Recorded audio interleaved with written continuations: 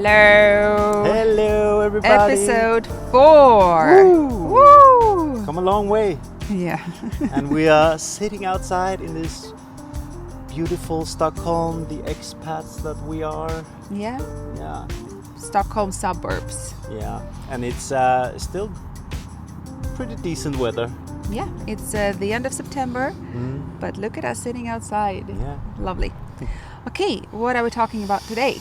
So, today we are talking about co-parenting with your ex. Let's get wiser together. I want to start with the story that we have told before, where it was last year. Mm-hmm. We had planned an incredibly romantic trip to Rome. And Yeah. I was gonna propose. Had no idea. No idea. We booked everything.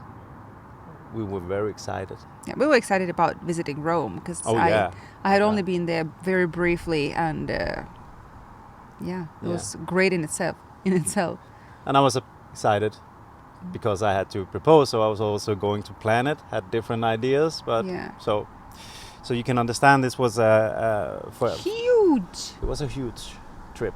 Yeah. But 3 days. Yeah, 3 days. Yeah. But yeah, and then before we went, I got a reminder from my ex that we had some custody arrangements that meant I had to take the kids. And I totally forgot it. And that was a fall break. Yeah. So kids were not going to school that week. Exactly. And somehow we didn't communicate it so good because it was not in the calendar. It was, but we talked about it. So I am a big enough person to say that maybe it was my mistake. Yes, this episode illustrates the complexity of communication among co-parents. You know, the issues that can arise. And miscommunication between co-parents can spill over to children who may face the consequences of this miscommunication. So it is crucial, and it is a very complex dance trying to take into account the rules, the schedules, and the emotions that come with it.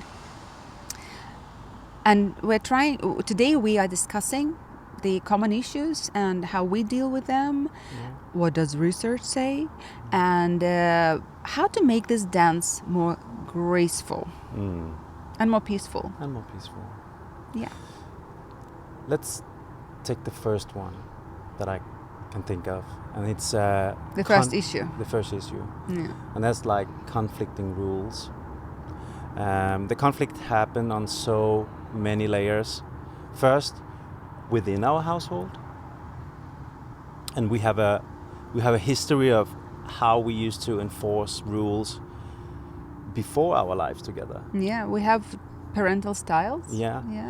And now we have to merge these things, like chores and screen time and what the kids shouldn't or shouldn't do. Yeah. And I also think that one of the things that can be a problem is that, I believe that all kids have, they're different, like whole people different are, personalities. with different personality, and they need to be dealt with in a different level, everybody. Yeah, So individually. Individually. So it can also be a challenge to treat everybody equal, and at the same time on an individual... Taking into account their individual traits. Yeah, exactly. And then there are different rules that exist in the other home with their other parent. Oh, yeah. For example, I was so proud that I was able to postpone the moment when my kids got a TikTok account, only to find out that they had already got a permission from their father at 11 to get an account. So he bypassed me, and should I say I wasn't really happy about that. Uh-oh, I'm glad it was not me. Well, actually, no, we didn't have an open conflict. I wasn't happy, No. but I didn't confront him. I should have, maybe. We just talked about it a little. Yeah, that's a very good But I was example. disappointed. Mm. Yeah, and this was a very serious issue. I mean, exposure to social media is discussed everywhere. Yeah. You know, everybody, psychologists, neurologists, teachers, everybody says to us that it's not so good to No. overexpose your children No. in during this age to No. social media. So, yeah. No. Another thing that I come to think of is the messenger problem. Mhm. It could be a problem that, and perhaps the most damaging thing you can do is make the kid being the courier of information between parents. Yeah. I feel that's a very bad Scenario. yeah. And Yeah, and it hasn't been our problem no, really. No. But you know, we were conscious Yeah. of this possibility that it can be a problem, given all the emotional baggage. You know, it can be very difficult to communicate with your ex because you have the history. You went through a divorce, but we managed to steer clear of this problem. But I have a friend who's divorced, and this is her everyday challenge. Yeah. Her ex refuses to communicate with her, and the daughter acts very often as a mediator. And this is extremely unsustainable because my friend lives in this unpredictability. She doesn't know when her daughter will be delivered, for example, when it's her week with the daughter. So, yeah. And such a weight on her shoulder. Yeah. That she has to be the mediator. of that? Yes, exactly. It's unsustainable both for the mother and the daughter, and for the father. Had he not been so stubborn, he would have realized that. But he overcomplicates his own life as well. Mm. Yeah. And of course, one thing that is paramount in my world and in your world is the scheduling nightmare can be. Yeah. We touched on this before, Hmm. and our rule, it kind of saves our sanity, that if it's not shared in the calendar, it's not there. It's not going to happen. Yeah. And I think that's a very good thing. Before, I was very bad at my calendar. I forgot to look at it. I forgot to put in things. Mm. But now I have Oh, it was a wrong calendar. in the wrong calendar. I the still do that private- sometimes. I put it in my, my own. Your private one and not the shared Yeah. family one. And then you're like, whoa, when did that happen? And then it's in the calendar. And then I look, it was not in the shared calendar. And I think it's very important because even with your ex, especially with your ex. especially because you don't communicate every day. So it's good to you can just go in and see, okay, you have this thing that you have to do with the kids in that week, and then you can schedule and you can prepare. Exactly.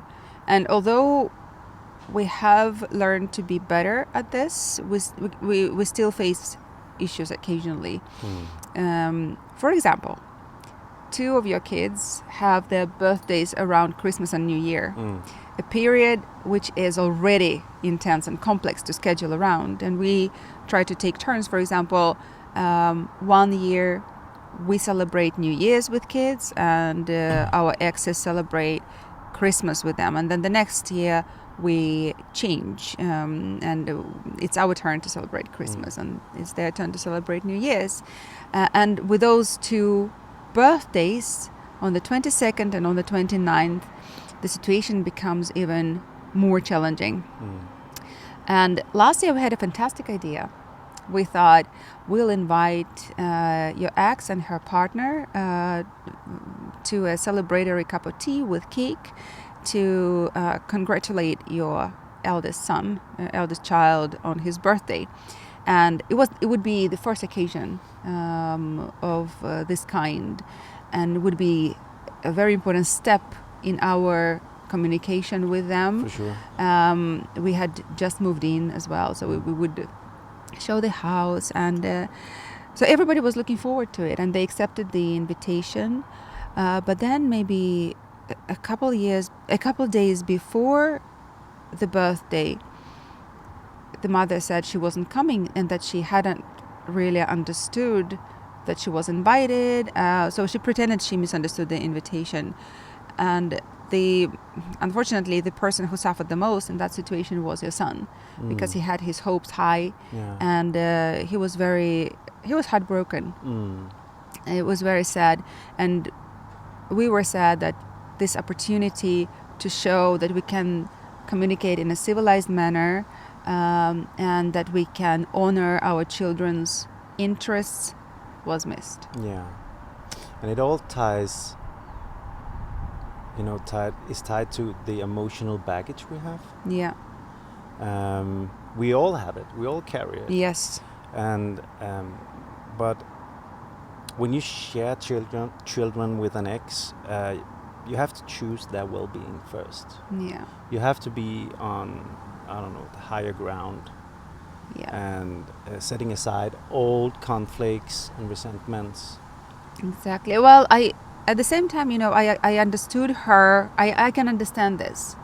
I myself, after my divorce, I probably wasn't leaping with joy at the idea of drinking tea with my ex's new girlfriend, even though I liked her and we communicated, but it was still painful. So I can understand the feeling, but what I couldn't understand is, pretending that there was a miscommunication, misunderstanding, and when everybody was,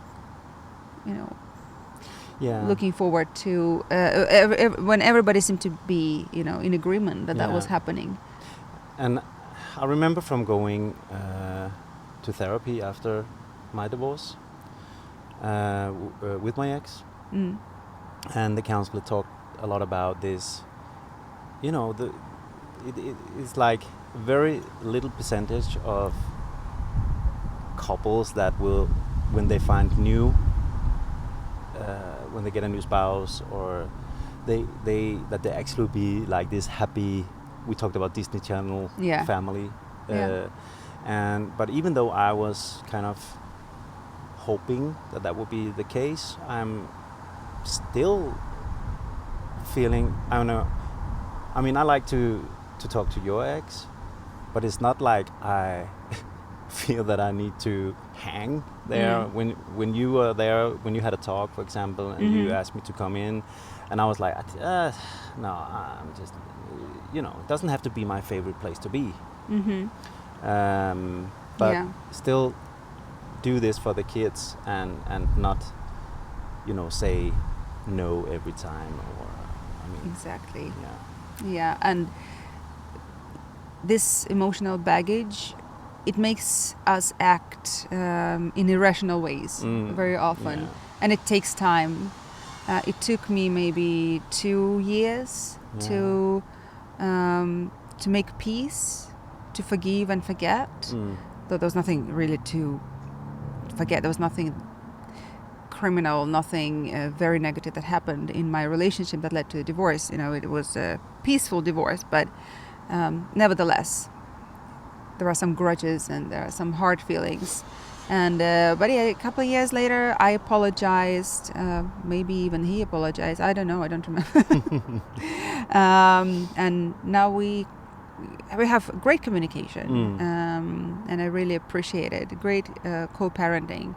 We're finally on the same side in most questions. And as we talked about last time as well, it takes time. Yeah, it does. And your divorce is still fresh. So the situation is different. That's why I do understand your ex. But I hope there will be a step forward in that aspect. Let's hope. Yeah. What does the research say about all this? Exactly. What does it say? Well, we all instinctively know that conflicts are not good for kids. They have a very negative effect on kids' well-being. Yeah. We all know that. But research is crystal clear on the issue. kids will thrive in when there is a peaceful dynamic. Yeah. It is important for success. And we looked at a lot of studies on so-called joint physical custody, or JPC, where kids live in two homes. And this seems to be the ideal scenario. Although, we're not speaking about the situations when there is potential abuse, and then that's impossible. But, in most couples with no history of abuse, this is the recommended scenario. Joint physical custody, when children spend equal time with their parents. Yeah. And the research is remarkably consistent about this. One major review, which combined the results of over 30 studies, it shows that children in joint custody are better adjusted. They have higher self-esteem. They have a stronger family relationship than kids who just live with one of the parents. In Sweden, this is quite normal to have joint custody. So, at first when I was in reading... Scandinavia, in general. So when I read this research paper, I was quite surprised that this was such a big thing. Because I'm like, well, we all have that. It's a norm. Yeah. Yeah. It is. Yes, and large-scale Swedish studies found that adolescents and even preschoolers in joint custody had higher well-being and fewer psychological symptoms. But there is a catch. Yeah. The success of joint custody depends almost entirely on the quality of the co-parenting relationship. The arrangement works because it allows the child to maintain a strong bond with both parents. Yeah. And that can only happen in a low conflict environment. Yes, exactly. If we cooperate and strive for conflict-free or low conflict co-parenting, both of us, we and our exes, the negative effects of the divorce can be minimized. Yeah. And research shows that children's well-being in blended families with successful co-parenting is as good as in intact families. Yeah, exactly. Yeah. And we'll provide you with the links in the show notes, so you can read the... Yeah, if you would like to read the studies firsthand. Yeah. So, what works for us? So how do we try to achieve this harmonious co-parenting? Yes. Okay, we have come up with 5 rules that we try to live by. The first one is with our communication to our ex-partners. It has to be focused, it has to be brief and neutral. That is a very good way of communicating with your ex. And hopefully, like it happened in your case, over time, the relationship will be better. You will learn how to speak to each other, how to, find a common ground. And then you can soften up. But if you have an ex-partner that are not really into to work together with your kids, or it brings up a lot of feelings, it brings up a lot of resentment, just keep it as a company. And this is funny because that was what we did.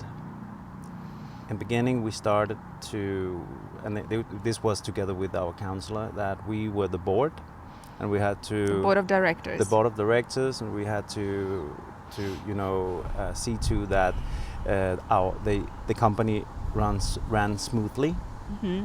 And at first I was like, I don't know, it feels so weird. It feels so weird to act as a company. Treat your children as a product. Yeah. So I was actually not in on that. But I can see where it came from. I can totally, if you cannot communicate with your ex, it is a good way to do it, to keep it totally neutral. Business-like. Yeah. And then hopefully the ice will melt. over time. Exactly. Yeah. And the second rule, and we have already said it so many times, but But it's important. it is important. It is your lifesaver. A shared calendar to avoid a Rome incident. Exactly. You know, to make your life smoother. Put everything in the shared calendar and discuss it. Don't just put it and hope that they will accept it, but you need to discuss it. You need to make sure that the other person saw it. It can be tricky when many actors are involved because if you think about it, a bonus family or a blended family or a patchwork family, call it as you want, involves a lot of people. It's us, our children, they have their plans. It's our exes, they have their plans, they have their work. It's our exes' new partners and their exes. It's a chain reaction. And then when you have to schedule a holiday, it can be a nightmare. Yeah, it's a network effect here going on. Yes, and especially difficult when you plan summer holidays. Yeah. Everyone has a different number of days off, and it's a nightmare. So it's important to be flexible and to take turns and to take into consideration each other's plans. Easier said than done, but we can give an example. When a year and a bit ago we planned our epic trip to Florida, our exes had to adjust their schedules. They had to plan around that trip because that trip involved a lot of booking and planning. Yeah. And this summer we said to them, you said to your ex, I said to my ex, it's your time, it's your turn to book something and we'll accommodate. Because last year you were gracious, you were kind and planned around our holiday. Yeah. So taking turns and being willing to be flexible for the kids' sake. Yeah. And absolutely. you know, it's important to balance the days with kids, right, during summer, as well as your child-free days. You also have to recover after such intense trips, for example. Yeah, exactly. What is our neighbor building? I'm curious. I don't know. Yeah. We'll find out. We'll find out. We have to go ask him.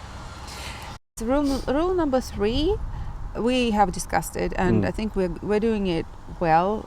We don't allow our children to be the messengers. No. We communicate well with our exes. We discuss important issues and we try to be on the same side when it comes to important rules. For example, screen time, consequences of bad behavior, helping with chores. Because we want to avoid manipulation. We don't want to end up in situations when children say, oh, but it's okay in dad's place to do this or that. It should never be like that. Yeah, exactly. Yeah. Okay, so let's go to rule number 4. Yeah. Set clear boundaries. It's okay to say, okay, this conversation is becoming unproductive. Let's talk tomorrow.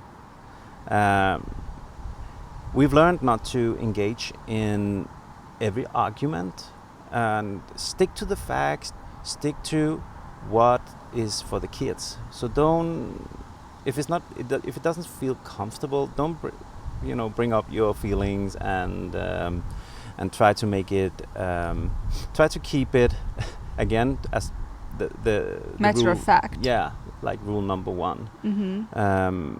So and I would say, if you have any problems in communicating with your ex, seek a counselor, because this is for the kids. This is not for your sake. It's for the kids. We'll do this. Yeah, exactly. And in many countries, there are counselors provided by municipalities, for example, who are there to help. Yeah. Who are there to mediate. Who are there to provide you with tools how to make the communication smoother and pain-free. And unfortunately, I know way too many people who are not interested in seeking help. Yeah. And I know it can be like you are going out of your comfort zone But it's so important. And Showing you are vulnerable, showing that you don't know something, Yeah. and well, if they manage and can I not? I can manage myself. yeah, and at Yeah. least if you're not doing it for yourself, just think it's for the kids. Exactly. Kids say, because of all the research we just told you about, this is a great priority, I would say. Yeah, and we try not to speak negatively about ex-partners. Because again, it is important to show that we are a united front. Yeah, exactly. We are a united front, and we support each other's decisions. And again, it took me 4 years before we started discussing, me and my ex-husband started discussing the rules that we would both stick to. Yeah. Before he said, well, your house, your rules, my house, my rules. But now, even not even more than 4 years later, we realized that 5 years later, we realized that there have to be similar rules, Yeah. if not the same. Yeah. So this year, we took a step further, and we had a core family meeting where we had our children. We wrote down the rules, clear rules for this year, with consequences. If you do this, this will be the consequence. If you do this, this will be the consequence. Not only negative consequences, there were also carrots there. If we have a smooth year, if you do this and this, these are the chores. These are our expectations when it comes to school. And they set their own academic roles. We set very reasonable expectations.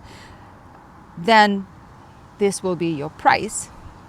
And it was something they really, really want to have. So we are hopeful. But again, it took a few years before we sat down and we actually agreed on the same set of rules. And as a co-parenting coach, Marcy Scholl says, use the long-term mindset when you Yeah. cooperate with your ex, not the I want to win this battle Yeah. mindset. Yeah.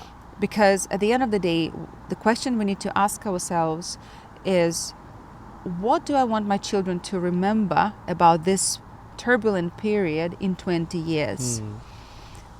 What role model am I in, how I communicate with my ex, with their parent, a person who is so important in their lives? Yeah. So creating a peaceful co-parenting dynamic, it is a journey.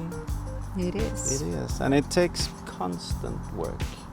Yeah. And it is the most important the thing that you can do for your kids.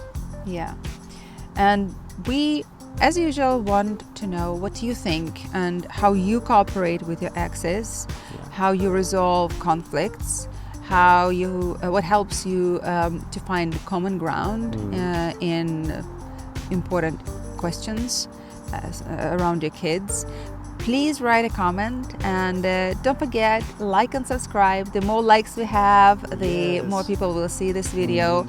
We are many, and we all have the same issues, and let's get wiser together. Yeah. See you next time. See you next time.